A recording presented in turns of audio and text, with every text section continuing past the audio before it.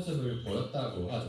내가 아까 오시기 전에 한 얘기 있잖아요. 우리 선배들이 오해 때문에, 무슨 오해 때문에 잠적골 사퇴하고 있었어요. 선배님들이 화가 나셔가지고 야 이거 물었다. 선배들이 오해해가지고 우리를. 그 기가 얼마나 무섭냐면 뭐 살벌해, 뭐 인민재판 같아. 당연히 토론을 하는데 국장이 갑자기 가만히 있어. 뭐 겸손할 필요는 있지만 당당해야 돼. 아 그런 게 있어요. 정말 뭐 진짜 수백 수천의 사람들이 뭐라 그래도 나는 타협 안 한다. 선배들 앞에서 그러기 쉽지 않거든요.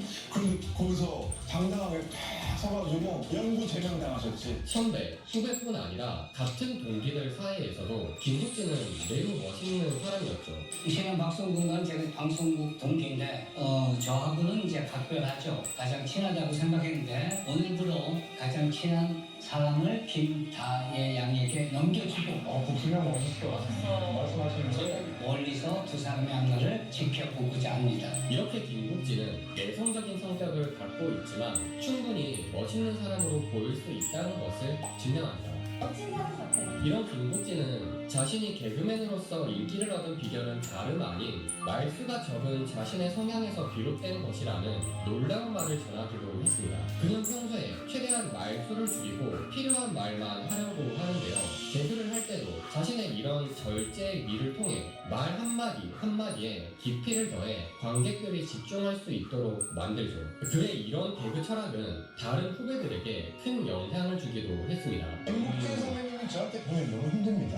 어떻게 하면 웃길 수 있겠습니까? 그러니까 많이 웃기고 싶니? 제일 웃긴 사람은 말을 하는 사람이 아니라 제일 잘 듣는 사람이다라는 얘기를 그러니까 자꾸 웃기려고 자기 얘기만 하려고 하다 보면 흐름을 놓치고 상황에 안 맞는 얘기를 하잖아요. 근데 그런 얘기가 저도 너무 크게 망치로 와닿거든요. 김국진 선배님이 그 얘기를 저한테는 너무 지금도 제 방송하면서 첫 번째 원칙 같은 거야.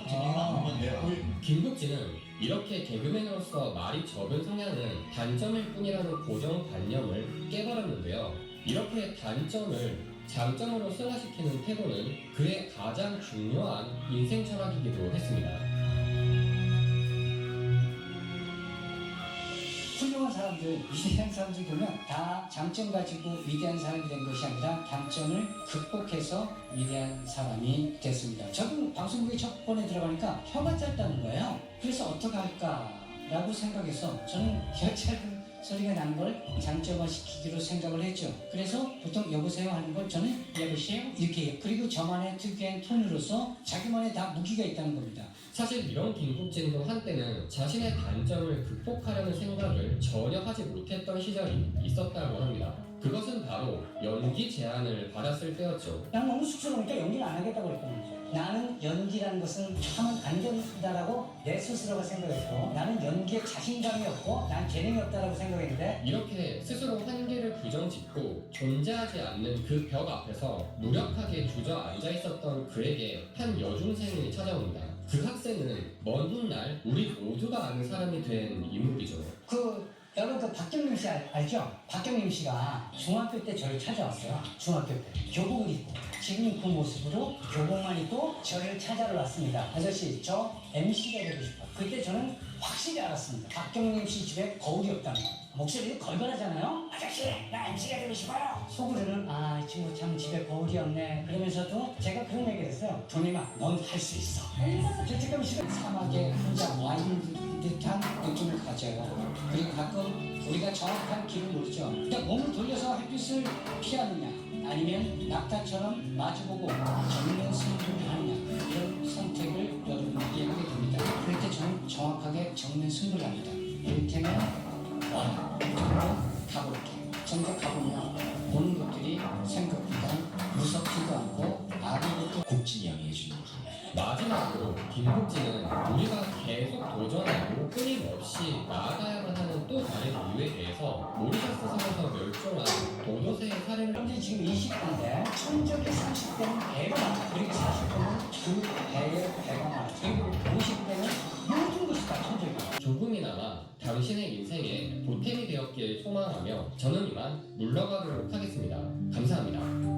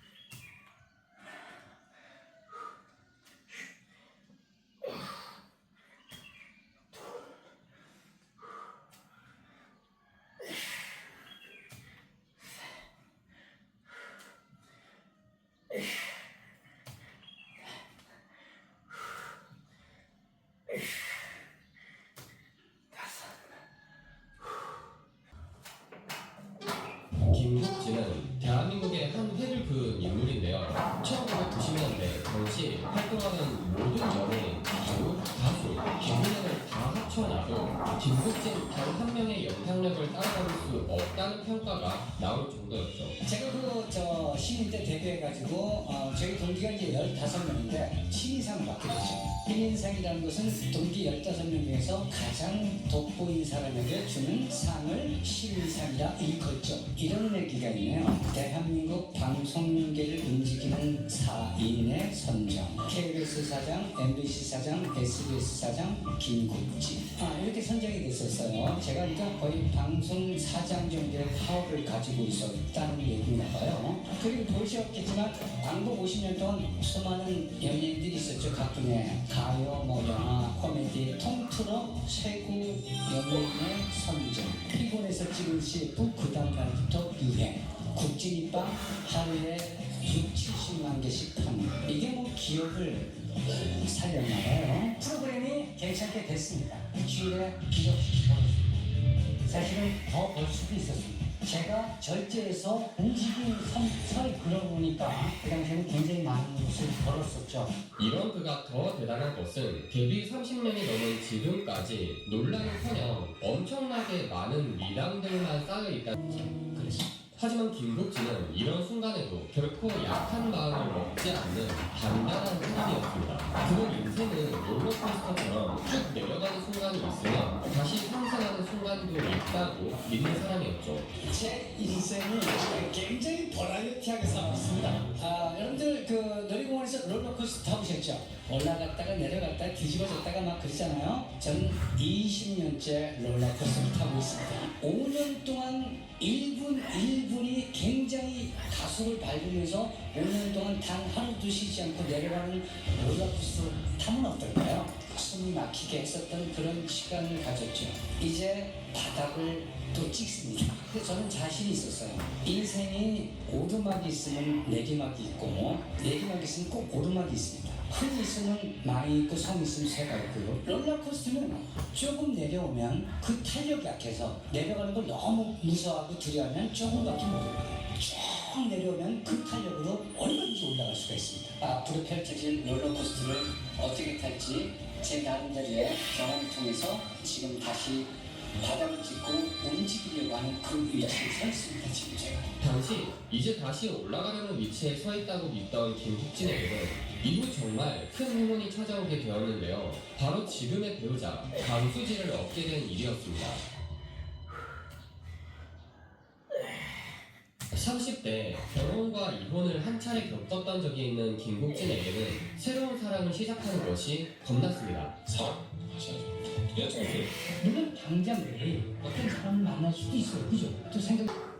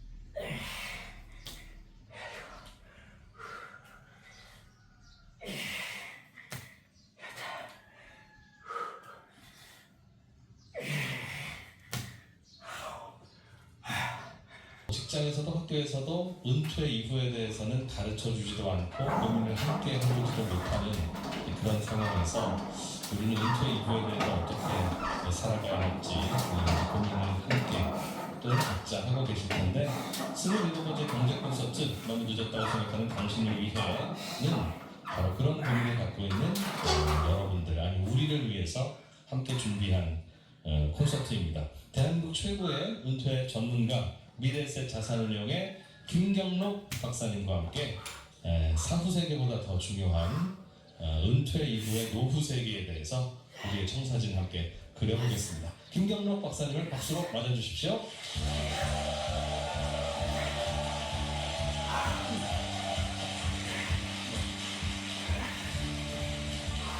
네, 반갑습니다. 북한에 온 것 같습니다. 너무 예민하게 이런 환영을 처음 받아봤어요. 반갑고요.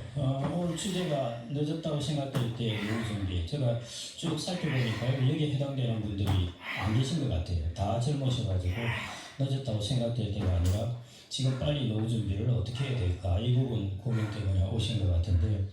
이 주제가 되게 중요한 주제이기는 합니다. 그리고 제가 이제 이 주제를 사실은 받았을 때 되게 곤혹스러웠어요. 제가 어디 가서 질문 받을 때도 제가 돈은 가진 것은 별로 없는데 어떻게 준비해야 할까요? 할 때가 제일 곤혹스럽습니다. 별로 방법이 없으니까요.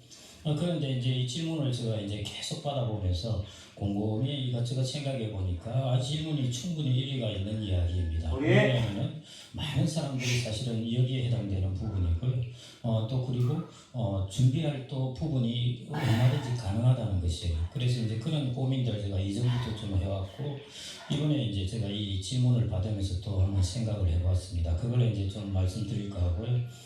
여러분들 사실은 너무 그렇게 크게 걱정하실 필요 없습니다. 특히 여러분들 연령대 같은 경우에 우리나라는 이제 명실공히 선진국에 들어섰는데 최근에 이제 GDP를 개편하면서 우리나라 1인당 소득이 거의 36,000달러가 되었습니다. 그래서 그전에는 구매력을 기준으로 일본을 이겼다고 했는데 이제는 그냥 소득을 기준으로 해서도 일본보다 앞서게 되었습니다. 이 정도 선진국에 들어서면은 사실은 국민들의 노후를 그렇게 비참하게 만들지는 않습니다. 국가가 부를 가지고 있기 때문에요. 그래서 이제 크게 걱정하실 필요는 없는데 일본이 지금 우리나라의 1인당 소득 정도가 일본이 94년에 이 정도 소득이었습니다. 이미. 그러니까 우리보다 훨씬 한 30년 정도 앞에 달성한 것이죠. 그리고 계속 30년 동안 이제 옆으로 소득이 비교되는데 일본에서 그런데 심심찮게 일본에서도 노후 파산 이야기가 나오고 있습니다. 그리고 일본 사람들은 어떤 사람들이 노후 파산일까? 이제 이런 부분을 제가 곰곰이 살펴보니까요. 첫 번째가 일본의 후생연금이라는 것, 우리나라로 하면 국민연금입니다. 후생연금조차 준비가 잘 안 된 사람. 예를 들어 우리가 국민연금 하면 다 가입한다고 생각을 하는데 지역에 있는 사람이 있을 거고 직장에 있는 사람들 중에서도 사각지대에 있는 사람들이 꽤 많습니다. 그래서 이게 이제 사각지대에 있는 사람들은 나중에 나이가 들어서 국민연금을 충분히 받지 못하게 되니까 일본 같은 경우는 이 후생연금을 잘 받지 못하는 사람들 이 사람들이 이제